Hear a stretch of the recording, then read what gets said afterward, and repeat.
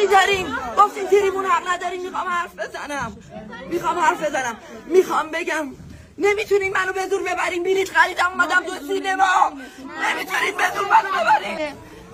این فضایی که پر از نفرت البته هستن آدمای اندک دلسوزی مسئولی مثل اسم بزن ببرم از خانم یک زن شجاع و قوی، خانم نازنین پیرکاری، که ازتون میخوام خواهش کنم تمام این سنگ هایی که به سمتتون پرت شده ازش بیاین یه سنگر بسازیم. چرا مثل اینکه ما در یک جشنواره به سر نمیبریم، در یک جنگ فرهنگی به سر میبریم. من امروز احساس میکنم نه به خاطر خودم الان این چندمین بار این اتفاق میفته، به خاطر عواملی که زحمت کشیدن.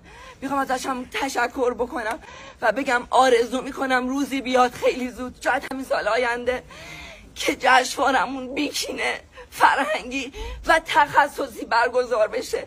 این تنها خواهش منه.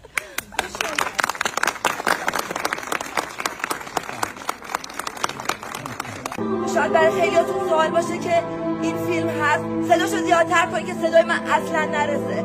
عادت همه سال هست. شاید براتون سوال باشه که این فیلم الان تو جشنواره فجر هست. بله، در جشنواره فجر یک بخشی رو گذاشتن به نام زیادتر باریکلا، به نام نگاه نو، برای فیلماییه که هیچ دلیل منطقی نمیتونن برای حذفشون پیدا کنن. این فیلم‌ها رو میذارن تا از این طریق فیلم‌ها رو زنده به گور کنن. چرا میگم زنده به گور؟ چون از این طریق باعث میشه که فیلم در این بخش در هیچ زمینه، در هیچ رشته‌ای نمیتونه حتی حق کاندید شدن داشته باشه. و من ناراحتم برای تمام هنرمندایی که بدون هیچ دلیلی این همه زحمت کشیدن، هنرمندان کار کردن و این حق رو دارن ازشون میگیرن. میخوام بگم با حذف هنر شما از جشنواره فجر هیچ چیزی از ارزش‌های شما کم نمیکنه. تاریخ شما رو قضاوت میکنه و سیمرغ اصلی رو باید از مردم بگیری.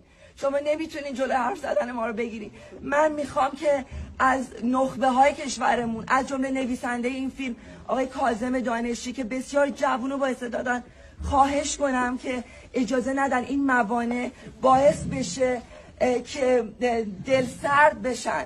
خواهش میکنم که به خاطر این مردم بمونید در این خاک و نذاریم که سینمامون هم مثل خیلی از چیزهای دیگه